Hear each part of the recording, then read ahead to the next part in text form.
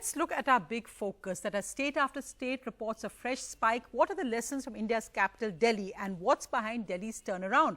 Well, let's look at it with numbers. The growth rate in Delhi of new cases is down in 30 days. Today, it's 1%, down from 5.7%. Also, the testing rate is the highest among highly populated states, big states. It's 43,657 per million. So that's another good mark for Delhi. The death rate has also fallen in the last 1 month. It's currently 2.9%, down from 3.6%. Also, active cases are down by almost 9,000 in 30 days. So joining me now is somebody who's gone through this battle personally. Joining me is the Health Minister of Delhi, Satyendra Jain ji. Thank you very much for coming on the show. And sir, it's nice to see you looking well, that you're a corona warrior as well. So tell us today, both as Delhi's Health Minister and as someone who's recovered from corona, what do you think is the reason for the success of India's capital today? देखिए, दिल्ली के अंदर कई सारी चीज़ें हमने start की जिनका अच्छा रिजल्ट आया. टाइम थोड़ा सा लगा परंतु रिजल्ट आ रहा है. उसमें इंपॉर्टेंट चीज़ थी जैसे होम आइसोलेशन. होम आइसोलेशन में बहुत अर्ली स्टेज पे हमने स्टार्ट की. कोई भी स्टेट इसको तैयार नहीं था करने के लिए. सेंटर भी इसके लिए इतनी आसानी से तैयार नहीं हुआ. होम आइसोलेशन में हमने हर रोज़ जो आइसोलेटेड है उसको फ़ोन किया जाता था, उससे सिम्टम्स पूछे जाते थे. अगर किसी की तबीयत खराब होती है उसको हॉस्पिटल में ट्रांसफ़र किया जाता था. उसकी वजह से लोगों में कॉन्फिडेंस बना, तो उनको लगा कि हाँ जी, हम अगर बीमार होते हैं तो someone is there to care for us और घर में रह सकते हैं. दूसरा, हमने जैसे जो होम आइसोलेशन में लोग थे उनको पल्स ऑक्सीमीटर दिए ताकि अगर ऑक्सीजन लेवल डाउन होता है तो चेक कर सकते हैं और इमीडिएटली हॉस्पिटल जा सकते हैं. हॉस्पिटल्स में हमने डे 1 से जब ये स्टार्ट हुआ तभी से हमारी पॉलिसी थी. मुख्यमंत्री जी ने कहा था कि भाई आप 3 गुने बेड तैयार करके रखिएगा, जितने एडमिशन है उससे 3 गुने हमेशा होने चाहिए. तो उसी पॉलिसी जब हमारे 500 पेशेंट थे एडमिटेड तो हम 2000 हमने बेड बनाए. जब 2000 बेड थे तो 2000 पेशेंट्स थे तो हमने 6000 कर लिए. आज की डेट में हमारे पास 3200 पेशेंट्स एडमिटेड हैं और लगभग 15500 बेड है हमारे पास. 20% ऑक्यूपेंसी है. तीसरा, हमने एक ऐप बनाया जिसके अंदर लोगों को अगर देखना हो कि भाई किस अस्पताल में जाना है और वहाँ पे कितने बेड अवेलेबल हैं, लाइव आपको पता लगता है. उसका भी काफ़ी लोगों को बेनिफिट मिला. दूसरा, हम ट्रांसपेरेंट रहे. जो भी दिल्ली सरकार ने किया सबको हम बताते रहे. जो भी अच्छा हो रहा था वो भी, कहीं ज़्यादा अच्छा नहीं हो रहा था उसके लिए भी हम ओपन रहे और हमने अपनी गलतियों को, जहाँ पर भी छोटी मोटी गलती थी, कोई भी गलती थी, उसको ठीक भी किया. और सत्येंद्र जैन जी, देखो सारा सबसे बड़ा एम ये जी, पर आपने कहा होम आइसोलेशन के बारे में, but of course in your case unfortunately you had to go to hospital and I think your father in law also tragically suffered because of corona. So what happens to a patient who needs hospitalization? You got plasma therapy. For somebody who has to go to hospital, how do you assess that if you're not the health minister of Delhi, if you're an Aam Aadmi, how do you actually assess that and get treatment? देखिए, there are three categories. One is light symptoms और asymptomatic. Second is moderate cases and third is severe cases. जो asymptomatic हैं या जिनको हल्के symptoms हैं उन लोगों को हम एडवाइस करते हैं आप घर पे रह सकते हैं. जो लोग मॉडरेट सिम्टम्स हैं, जिनको मॉडरेटली इल हैं और जो सीवियर हैं, उनको अस्पताल ही जाना चाहिए. मॉडरेट का देखो बहुत सिंपल सा तरीका है. अगर आपकी सांस फूल रही है और आपकी 1 मिनट के अंदर सांस लेने की जो रफ्तार है वो 24 या 24 से ज़्यादा है तो आपको अस्पताल में एडमिट हो जाना चाहिए. आपका ऑक्सीजन लेवल 93 या उससे कम है तो भी आपको एडमिट हो जाना चाहिए. अगर आपका अनबियरेबल फीवर बहुत दिनों तक चल रहा है, मतलब मॉडरेट के लिए 2 सिम्टम सबसे इंपॉर्टेंट है. दूसरा, सीवियर कैटेगरी के अंदर अगर आपकी रेस्पिरेटरी रेट, सांस लेने की रफ्तार 30 से ज़्यादा है तो आप सीवियर केस में हैं, आपको जाने की बिल्कुल तुरंत जरूरत है. और 90% ऑक्सीजन से कम हो जाती है तो आपको एडमिट होने की जरूरत पड़ेगी.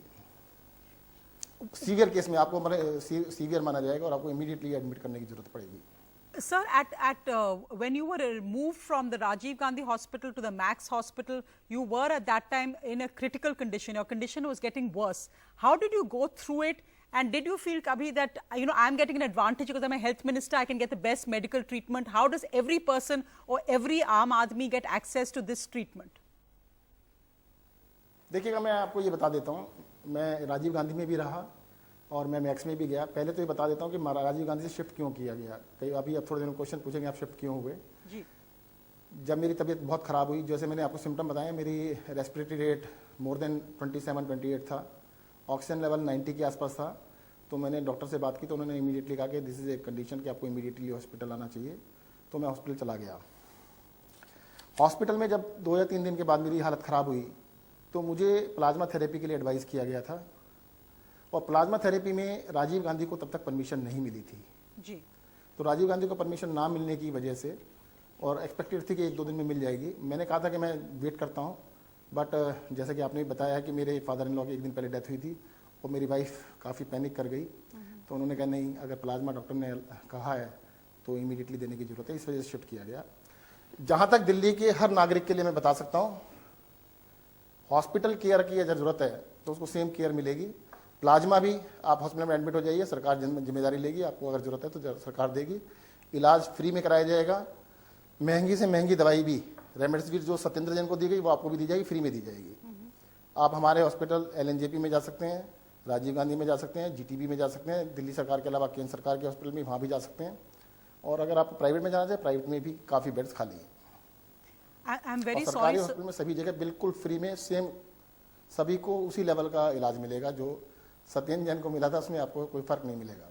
No, that's a wonderful assurance to hear, Satyendra Jain ji, and I'm very sorry. My condolences that your father-in-law passed away because of this disease. Did you ever feel that how will I come out of this? Did you ever lose? Did you ever feel scared that the worst could happen to you? देखिएगा, जब तक मैं hospital में रहा कभी मुझे ऐसा लगा ही नहीं कि मैं बहुत सीरियसली इल हूँ। डॉक्टर्स बहुत डरे हुए थे, बाकी मेरे आसपास जितने लोग थे वो बहुत ज़्यादा घबराए हुए थे। मैं कभी डरा नहीं और घबराया नहीं। मैं आपको एग्जांपल एक दे सकता हूँ कि जब मुझे ICU में भर्ती किया गया तो मुझे कहा गया कि टॉयलेट के लिए बेड पे कर लीजिएगा। मैंने जब तक होश है तब तक तो मैं टॉयलेट खुद खड़ा होकर जाऊँगा, खुद ही जाऊँगा। व्हील चेयर भी लेके आए वो लोग, तो मैंने व्हील चेयर में बैठने से मना कर दिया था, तो मैं खुद टॉयलेट गया था। मैंने कहा हिम्मत तो रखनी पड़ेगी, और मुझे लगता है विल पावर काफ़ी इसमें काम करती है। अगर कोई सीरियस भी हुआ है तो उसमें विल पावर बना के रखिएगा, वो बहुत काम आएगी। No, it is of course wonderful that you're back as health minister. But tell me, Satyendra Jain ji, even today we get news that Maharashtra mein one more minister has tested positive. In Madhya Pradesh, another minister has tested positive because there's no social distancing. Politics comes first. People are out. They go in crowded rallies. Even today, you all were at Chandni Chowk and crowds surrounded the chief minister. Shouldn't politicians lead by example in making sure there are no crowds at this time? There is social distancing. That these kind of inaugurations and rallies and events don't keep continuing. देखिए, मैं आपको एक चीज़ बता दूं थोड़ा सा। जैसे मेरा केस था, मुझे बहुत सारे लोग पहले से सलाह देते हैं कि नहीं नहीं आपको लोगों से मिलना नहीं चाहिए। पूरे देश में मंत्री लोग अपने घर बैठे हैं, कोई घर से बाहर नहीं निकलता। अगर हमने घर से बाहर नहीं निकले होते, हॉस्पिटल में नहीं गए होते, तो शायद हम दिल्ली को इतनी इस लेवल पर नहीं पहुँचा पाते।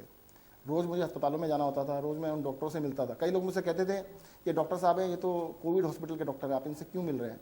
मैंने कहा अगर मैं नहीं मिलूंगा, मैं इनको अछूत मान लूँगा, तो ये क्यों काम करेंगे? हमारे लिए काम कर रहे हैं ना। तो ये तो प्रोफेशनल हैजार्ड था, और मुझे पता था कि देर और सवेर मुझे तो होना है। मतलब इसको मैं ये हो सकता है कि मुझे काफ़ी लेट हुआ, वो तो पहले ही हो जाता। तो उस प्रोफेशनल हैजार्ड को लेते हुए हमारे डॉक्टर्स भी लड़ रहे हैं ना, हमारे पैरामेडिक्स भी लड़ रहे हैं, नर्सिस भी हैं, तो हमें भी अगर काम करना तो करना ही पड़ेगा, काम से घर नहीं बैठ सकते। Gee, but essential calm, I think. But let me ask you, sir, we said we first started with what's been really good in Delhi, but there are still some worrying signs. The worrying signs, in fact, are that the positivity rate is still relatively high compared to the national average. Also, the Sero survey which was held, which showed that a quarter of Delhi has now developed antibodies. You said there's going to be a fresh Sero survey. What are the things that Delhi still needs to worry about and focus on? Because the threat is not over. देखिएगा, sero survey के बारे में जो आपने बताया वो उसको threat नहीं कह सकते हम लोग। 25% लोग अगर इन्फेक्टेड हुए हैं तो इन्फेक्टेड नहीं कहेंगे उनको, इन्फेक्ट होकर ठीक हो चुके हैं। आप ये बताइए, कह सकते हैं कि यूरल लोगों को इन्फेक्शन हुआ था और वो ठीक हो गए हैं, this is a good thing.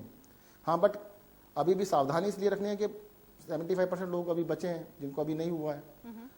1 महीने पुराना सर्वे है तो हो सकता है कुछ लोगों को और हुआ हो, बट हमें अभी भी सतर्क रहने की ज़रूरत है कि जब तक एक हर्ड इम्यूनिटी होती है, एक्सपर्ट्स का कहना है कि 40% से लेकर 60% के बीच में जब तक लोगों को इन्फेक्शन नहीं होगा तब तक हर्ड इम्यूनिटी नहीं बनती है। तो तब तक हमारे को सतर्क रहने की जरूरत है। उसके बाद जो लोग बच गए उनको दोबारा नहीं होगा, ये भी ध्यान रखिएगा। अभी मैं सुन रहा था, आपके चैनल पे आ रहा था, किसी का पहले पॉजिटिव आया, फिर नेगेटिव आया, फिर पॉजिटिव आया। वो क्या होता है कि जो डेड वायरस है उससे भी आपको पॉजिटिव सैंपल आ सकता है, but that can not infect others, और आपको भी कोई उससे नुकसान होने वाला नहीं है। तो मुझे लगता है अभी हमें सतर्क रहने की जरूरत है, थोड़े समय के लिए या हो सकता है लंबे समय के लिए भी सतर्क रहने की जरूरत पड़े। और इसी वजह से दिल्ली सरकार अपने किसी भी तैयारियों को कम नहीं करने जा रही है। हम पूरी तैयारियां करके रखेंगे और हम ये मान के चल रहे हैं कि जो इन्फेक्शन अभी गया नहीं है और ये बीमारी अभी खत्म नहीं हुई है। Right. Satyendra Jain ji, thank you very much for joining us. And as I said, it's wonderful to see you well and healthy and back as Health Minister of Delhi. Thank you for joining us.